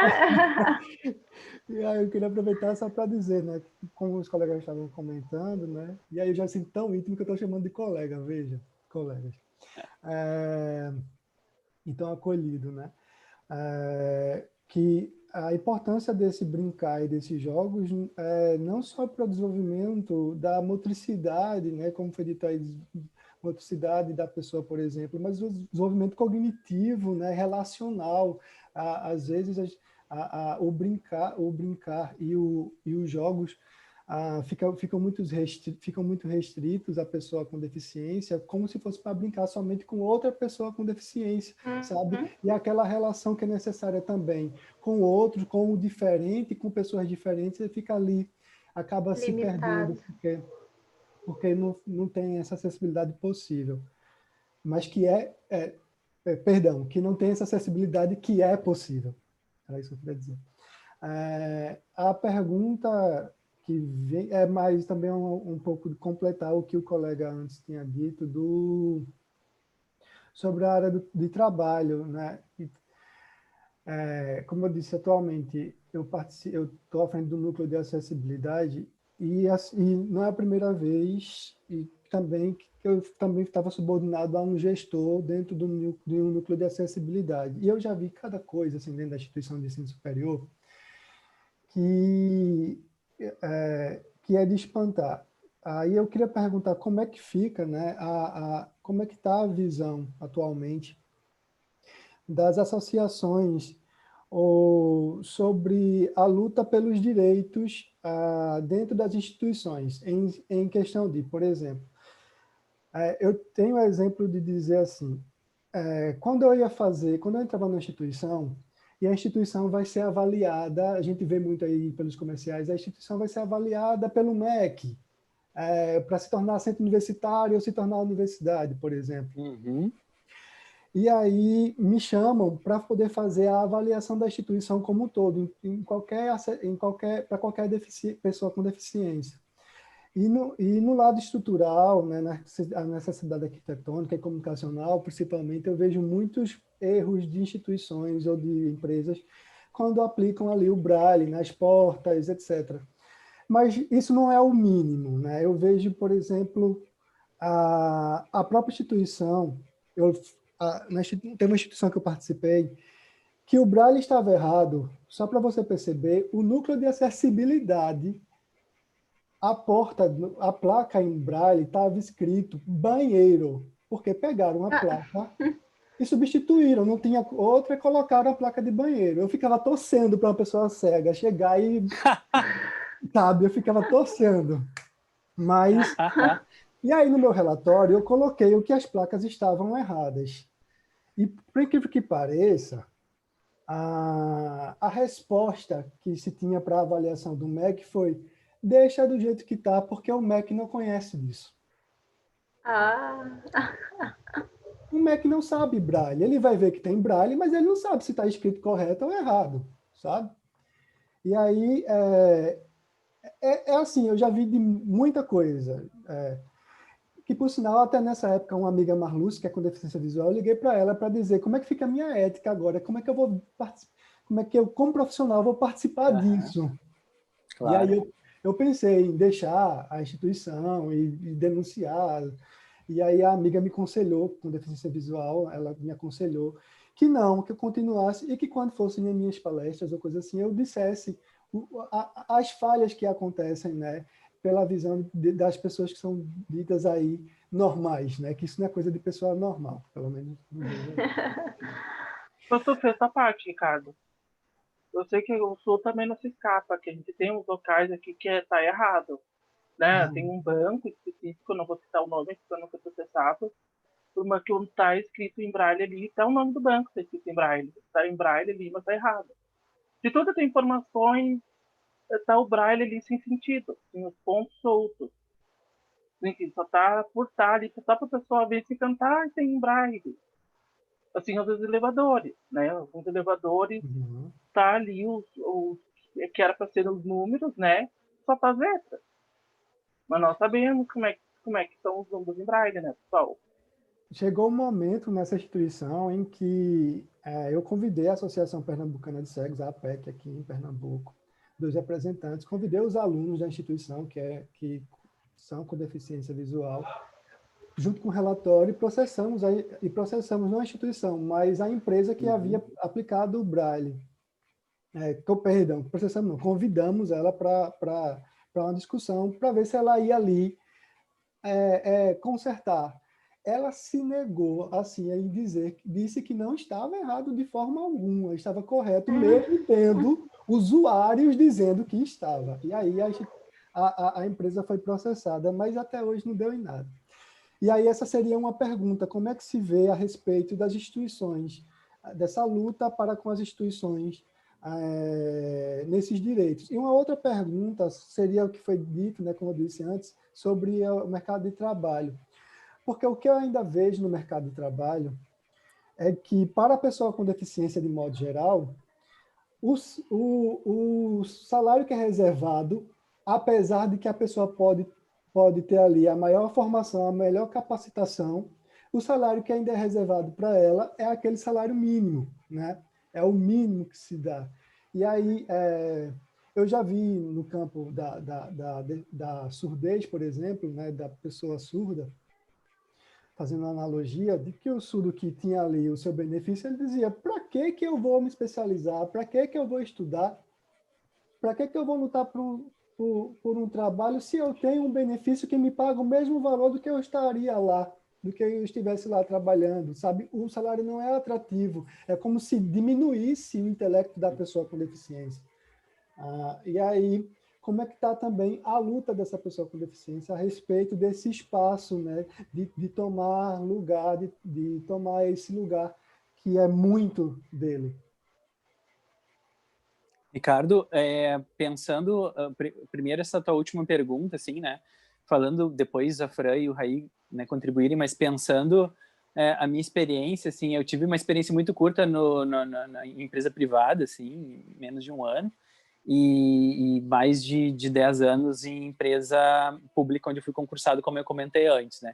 E nas duas experiências, elas foram muito positivas no que diz respeito aos direitos trabalhistas, porque eram absolutamente os mesmos dos outros colegas sem deficiência, assim, em termos de plano de saúde, cartão alimentação, salário, vale transporte, etc. Inclusive, mesmo eu tendo direito a gratuidade em Vale Transporte, por um bom tempo era uma época que eu não tinha o benefício ainda, não tinha ido atrás para ver essa questão, e eu recebi o Vale Transporte da empresa, né? Mas realmente, o que acontece de uma maneira geral, que eu acompanho, eu tenho amigos que trabalham dentro da área trabalhista, no campo da deficiência, como eu falei antes, por exemplo, sobre desigualdades sociais, e quando pega o recorte da deficiência é pior ainda, o mesmo a gente pode pensar para outros contextos, saúde, trabalho, etc.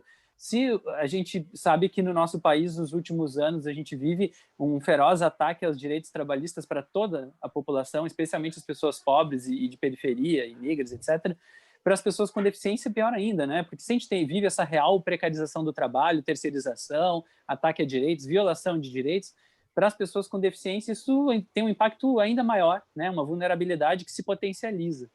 E a outra questão que tu traz anteriormente ali, para não me estender muito mais, a solução que eu penso, eu não sei, em nível de fiscalização também tá aí, essa questão dos erros, né, do braille lá, do banheiro, etc. e tal, e piso tátil e por aí vai.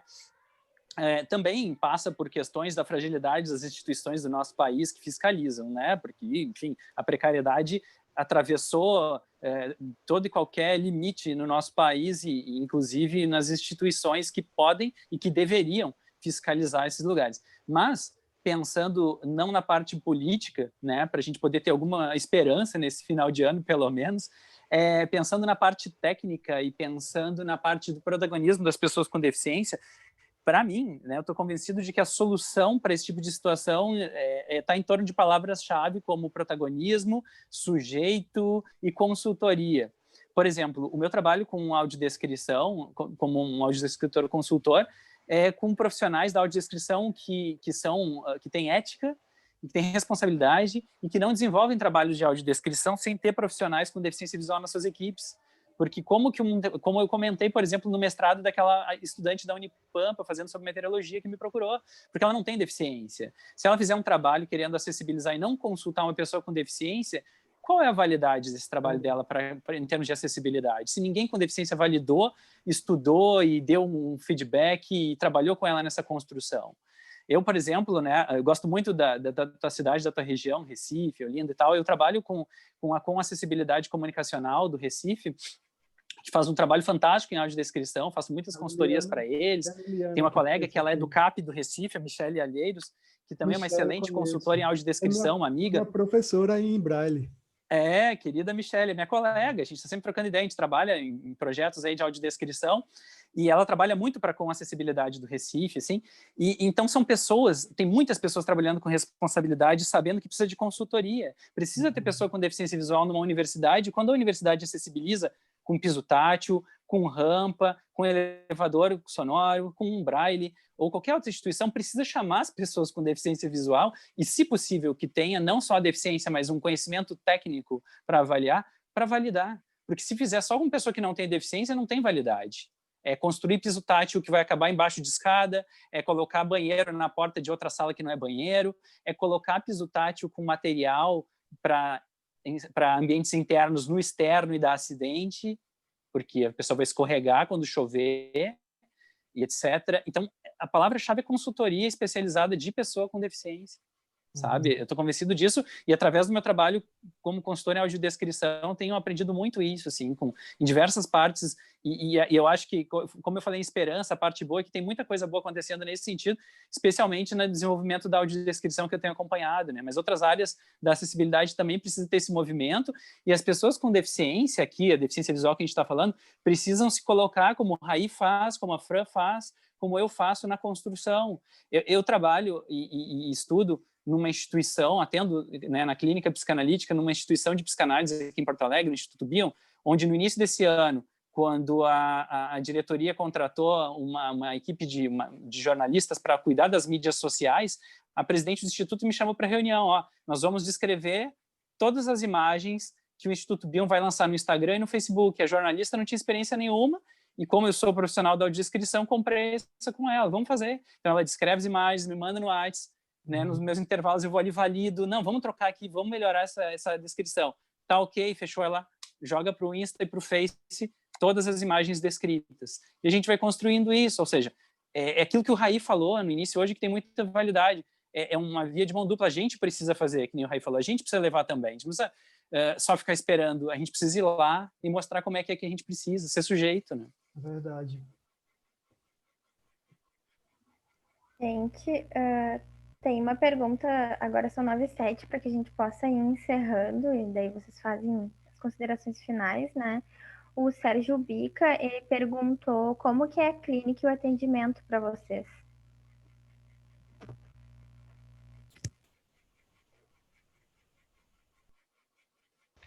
Bom, aí tem que ser o Raí e o Rafa, né? Vai lá, Raí. Tá. Vou começar, eu vou tentar ser um pouquinho breve, para dar espaço para Rafael também. Para mim Não, vai tranquilo. é bem rico, assim, acho que tá no Horizonte foi assim, um local assim, ideal para mim. Ela ter essa oportunidade, né, de ter um espaço que me aceitou bem, que me acolheu muito bem, né? Todos os espaços que eu frequento, né, sempre me receberam bem. Na Horizonte foi um local assim que me recebeu. Sempre foi de portas abertas quando eu entrei lá. Mesmo ser um lugar longo, foi um local que eu moro em Alvorada, e a Horizonte para mim era um pouco longe, né? E eu fui sem pensar no meu deslocamento até a clínica, né? E se tivesse que fazer, fazeria de novo. Foi um local que me recebeu muito bem. E também, como ele perguntou da clínica, assim, o local me recebeu tão bem que é um local que eu não quero sair mais. Porque fui ao longo, como a Natália estava lá junto também, era estagiária junto comigo, me orientava, né, me dava as dicas, nos primeiros dias me deu uma atenção, toda a equipe, não dá para citar nomes, toda a equipe, assim, me dava dicas, apresentava, falava o nome, me levou até essa sala, me dava as dicas, né, me servia um café, mas depois tive que ter mais autonomia, né, para pegar o café, para aprender todos os caminhos do local, e também para eu atender meus pacientes, né, que também os pacientes também foram sempre bem receptivos, acho que me aceitaram, me receberam bem, e assim, a gente precisa muito ter, para a gente estar bem no local, a gente tem que ser bem recebido, acho que isso é o que eu acredito, e tem que sim, o local tem que estar, nos receber, nos acolher bem, para a gente se sentir, estar ali no espaço, para dominar, para ser um local produtivo para nós poder trabalhar. Como eu falei, né, por isso eu não quero sair mais do Horizonte, que é um local, enfim, que me deu a oportunidade, né, de poder mostrar meu trabalho, né, então estou até hoje lá e também trabalho, e de poder atender um local assim, que me faz, como o Rafael trouxe, né, essa questão de ser protagonista, poder mostrar meu trabalho, que a gente é capaz, e que assim, me deu chance, né, de poder crescer profissionalmente, né, poder atuar, saber que a gente pode trabalhar, que a gente vai. Eu sou uma pessoa que tenho chance de poder trabalhar. Ai, eu não estou conseguindo me expressar bem. Mas era isso, vou deixar o Rafael falar, depois eu concluo. A pergunta é sobre a experiência da clínica, é isso? Você pode falar, Rafa. A pergunta é sobre a experiência da clínica, não? Isso. Obrigado, Natália. Então, quando eu fui buscar fazer a graduação em psicologia, assim, foi porque antes disso, eu lendo livros e assistindo a alguns vídeos na internet, eu comecei a me interessar pela questão da psicoterapia, da clínica, da psicanálise e tal. E aí eu fui em busca de cursar psicologia para chegar, né, nesse meio, assim, para entrar nesse meio, construir essa trajetória, que é o que eu faço e que eu pretendo fazer sempre, né? Porque é algo que está sempre em construção, né? É algo sempre inacabado, ainda bem. E aí, o que acontece? Eu comecei a frequentar, ao longo da graduação, muitas instituições, assim, aqui em Porto Alegre. Mas a que eu mais frequentava era o Instituto Bion, já, por ser a 2 quadras da minha casa e tal. Mas eu ia a algumas outras instituições, assim, eu me lembro que eu ia ao Contemporâneo, Instituto de Psicanálise, enfim, outras. E quando chegou na época dos estágios finais da graduação, estágio clínico, mais longos, assim, eu me inscrevi nos processos seletivos dos institutos, assim. E aí o Contemporâneo contatou comigo, dizendo que eu tinha sido aprovado no processo seletivo para fazer a clínica lá. e o Instituto Bion também, né? Eu optei pelo Instituto Bion pela proximidade, pelo vínculo que já vinha sendo construído, os cursos que eu fazia e tal, e frequentando. E aí fiz o meu estágio de clínica ali, né?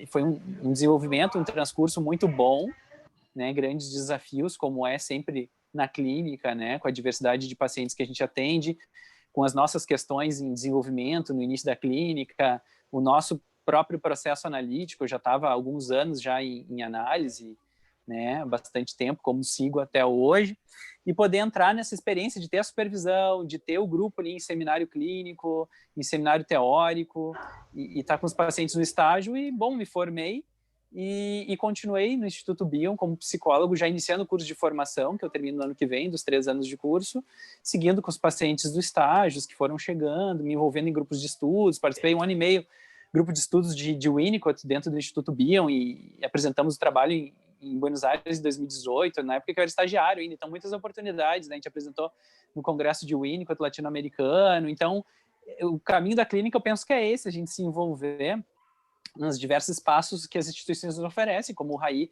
está comentando aí, né, dentro da Horizonte. Eu acho que isso é muito rico, assim, nessa troca, onde as pessoas com e sem deficiência podem ter esse trânsito dessa troca, né, porque como disse o Ricardo, no exemplo dos jogos ali, não é só para quem tem deficiência, né, como eu disse aquele exemplo do meu filho que não tem deficiência e a gente joga, para ele é um processo, vamos dizer assim, de inclusão também poder participar disso comigo, e a gente está interagindo junto, como quando a gente vai no cinema, eu e ele, eu uso o fone com audiodescrição e ele não usa, e a gente está junto no ambiente, e a mesma coisa na clínica, claro, né, no seminário clínico, a gente tem colegas com e sem deficiência e com os pacientes, onde eventualmente, né, como eu comentei antes ali, que nesse trabalho que eu publiquei agora, eu falo um tanto dessa experiência, de como isso aparece ou não na clínica e como a gente pode trabalhar isso dentro do simbólico, que é a nossa área na psicanálise, nunca pela via da concretude, né, sempre podendo expandir, né, psicicamente e emocionalmente, assim. Esse tem sido a minha experiência clínica, assim, em ampliação.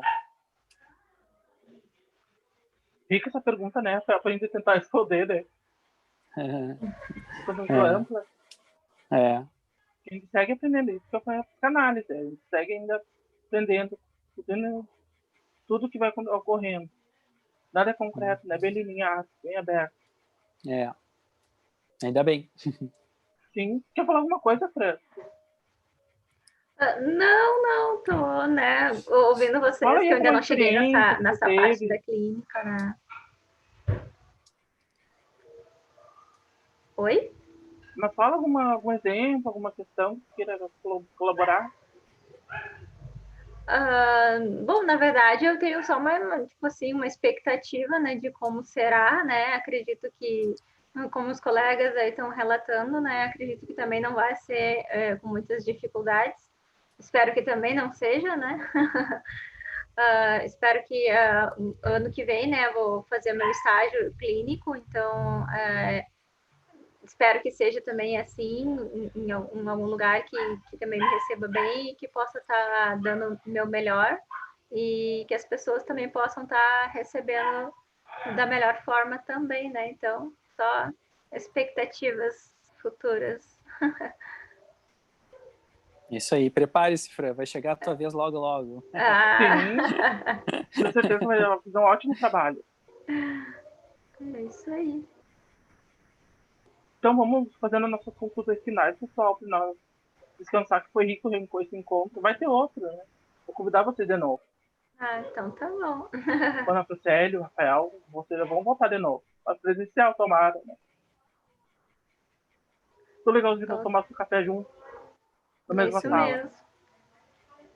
Perfeito. Estamos aí disponíveis, com certeza. Então, pessoal, só queria agradecer, né, Horizontes, né, a Natália por estar aqui.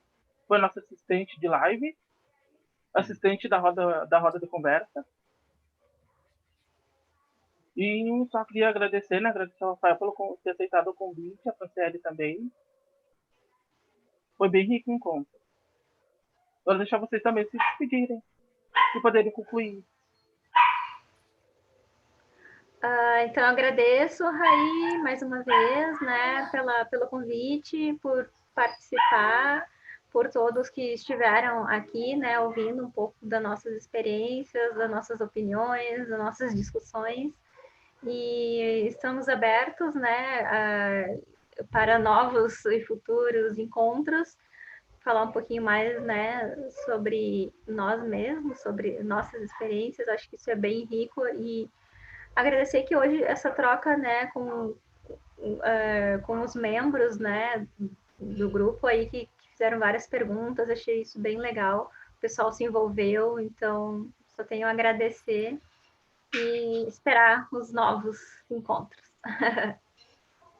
Também quero agradecer muito pelo convite novamente, agradecer as presenças todas as trocas, aprendi muito, todas as contribuições, Fran, Raí, brigadão, e eu acho que fica essa ideia, né, de sempre ser algo contínuo, né, Raí, a gente poder seguir sempre em diferentes espaços e momentos com essa conversa, pode sempre contar comigo, e fica essa ideia da gente poder ser sujeito da nossa história em todos os sentidos, né? Para qualquer pessoa, mas pensando na deficiência, né? Como isso que a Fran está comentando, de daqui a pouco vai chegar a vez dela de fazer estágio e ela poder ser sujeito do percurso dela, de ir nas instituições, de mostrar que ela, né, deseja fazer, né, o estágio dela, que ela quer aprender como todos nós estamos fazendo e seguimos fazendo, né, para a gente também não sair não ficar e poder sair de uma posição de esperar, que muitas vezes acontece no contexto da deficiência,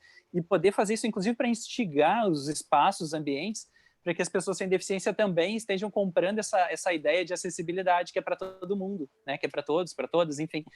E é isso, assim, e aí quem quiser e continuar em contato pode me procurar também nas redes, Facebook, no YouTube, eu coloco vários vídeos também dos momentos que eu participo, assim, acho que tem bastante registro tanto sobre acessibilidade cultural, acessibilidade, audiodescrição, alguma coisa da psicologia também, e, né, só procurar ali Rafael Braz, com Z, B-R-A-Z, e é isso.